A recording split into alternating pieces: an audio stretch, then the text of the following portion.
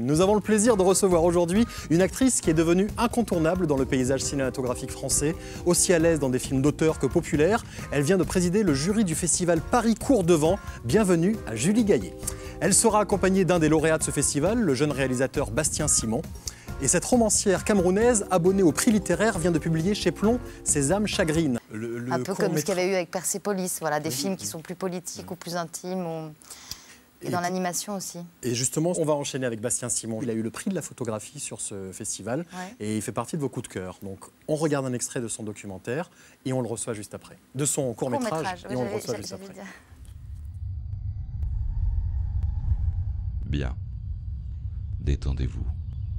Laissez-vous aller.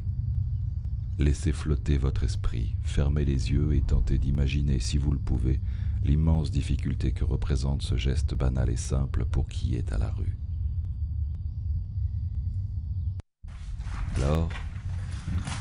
Alors, un jour ou l'autre, il faudra se résoudre à cette incontournable et affligeante opération que de se mettre cul nu dans la rue. Entre deux voitures, de jour comme de nuit. Voilà pour ce court-métrage, extrait de ce court-métrage de Bastien Simon. Bonjour Bastien. Bonjour. Julie, en quelques mots, qu'est-ce qui vous a séduit dans ce cours? Alors c'est très impressionnant la cohérence d'un projet, c'est-à-dire vraiment 10 minutes, mais tout est cohérent. C'est 3 vies, 3 personnages, des plans très fixes, très très beaux avec des voix off. Rien n'est expliqué, c'est à la fois visuel et bouleversant, autoproduit complètement. Et enfin, moi, je suis restée, j'ai eu comme ça, et pas une minute d'ennui, alors que c'est quand même un sujet délicat et compliqué, les sans-abri, et comment l'aborder et pas être dans le pathos. Enfin, moi, j'étais très impressionnée. Quand j'ai vu son jeune âge, du coup, je fais waouh. Tu as quel âge, Bastien Simon, un nom qu'on n'oubliera pas. J'ai 24 ans. Et ce film, j'ai fait un lapsus tout à l'heure en disant, on voit un extrait de son documentaire. C'est un court-métrage, c'est de la fiction, ce sont des comédiens. Les voix off sont aussi faites par des comédiens. Voilà, alors la première partie, est, donc la voix off est parlée par le comédien qu'on voit à l'image. La deuxième partie aussi, avec cette femme. Par contre, la troisième partie, c'est pareil, c'est un comédien qui était en relation avec notre école à l'époque où j'étais étudiant. Il n'y a pas si longtemps, c'était il y a 4 mois. Oui. Et voilà. Donc elle est en rapport avec c'est des textes écrits. C'est des textes que tu as écrits toi-même? Pas du tout, non, c'est des adaptations de textes. Alors la première partie vient d'un livre que François Bon, un auteur nancéen, a organisé un atelier d'écriture avec des sans-abri en 98 à Nancy. Okay. La deuxième partie a été écrite par Anne Calife, qui est une romancière messine. Et la troisième partie par Patrick Declercq. Comment est-ce que tu en es arrivé à faire ce projet, à réunir ces textes pour faire ce film? D'où est partie l'idée C'est quoi l'idée de départ? En fait, c'est pas la première fois que je réalise un film sur la condition des sans-abri.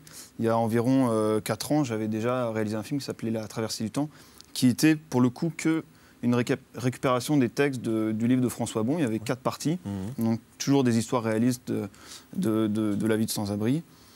Et j'avais décidé, pour mon projet du diplôme de fin d'année, de 5e année, de continuer sur la lancée, de jongler encore plus avec cette limite entre fiction et documentaire. Donc c'est pas pour rien que vous avez sûrement dit documentaire, vous n'êtes pas le premier à le dire.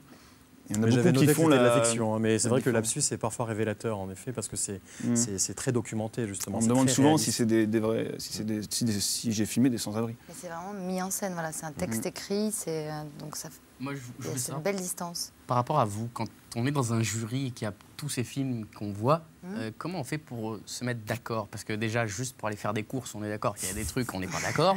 Là, il y a des films et c'est un travail. Et je suis hyper sensible à ce niveau-là. C'est que comment on juge ça et comment on se met surtout d'accord? Moi, c'est ça qui me fait un peu... C'est très difficile, surtout là, parce qu'en gros, très vite, on s'est rendu compte que la qualité était très bonne. Donc, c'était incroyable. Donc, on disait, ça c'est génial, ça c'est génial. Il en faut un. C'est un enfer. Oui, donc voilà, après, on élimine au fur et à mesure. Et c'est pour ça aussi que le Grand Prix, c'était ce film d'animation, parce que là, on était tous unanimes. dans ce coup de cœur-là. Ce qui n'est pas arrivé surtout. Après, il y a des choses. Il y en a qui disent oui, non, mais celui-là, il a eu plein de prix, il va avoir une vie, il a été machin. Alors, tu fais, non, mais moi, je m'en fous. Moi, j'ai aimé. C'est ça que j'aimerais voir. C'est mettre une caméra autour de vous, et parce que ça, ah, ben ça, c'est pas possible. Et puis après, ça dépend des jurys. Il y a des jurys où on s'entend pas du tout, on s'écharpe et on a tous des goûts super différents. À Cannes, je me souviens d'un jury où c'était. Voilà, il y en avait une, dès qu'elle aimait, je détestais. Dès que j'aimais, elle détestait. Donc, c'est compliqué. C'est compliqué. Tu vois, c'est genre. Voilà. Bah là, c'est le président qui tranche. De toute façon, je pense que le président a une voix un peu prépondérante dans un jury. Plus ou moins, en tout cas, si c'est une figure un peu charismatique, emblématique, on se dit, bon, s'il aime ça, c'est quand même pas mal, hein, on va aller vers lui. Mais pas que. On te souhaite une longue carrière de réalisateur. La suite, c'est quoi? C'est d'autres courts-métrages ou tu vises le long Oh, bah, on en parlait juste avant. Oui. Le long, oui, c'est sûr que c'est un rêve de gosse quasiment. Mais bon, je me laisse du temps parce que en même temps je suis pressé, en même temps je prends mon temps parce que j'ai envie de faire quelque chose de précis. Je suis très minutieux, donc je mets souvent 1 an déjà pour faire un court métrage. Donc si je dois faire un long métrage, je compte pas les années, mais bah super. Ceux qui marchent contre le vent, c'est le titre du court métrage qu'on peut voir sur internet, j'imagine. Tout à fait. Facilement. Vous tapez Bastien Simon, Ceux qui marchent contre le vent. Vous devriez arriver sur ce court métrage que je vous conseille de regarder. On va sortir justement tout de suite, Julie. Je vais vous présenter Insa Sané. Merci Bastien Simon. Et longue carrière après ce premier court métrage que l'on vient de voir.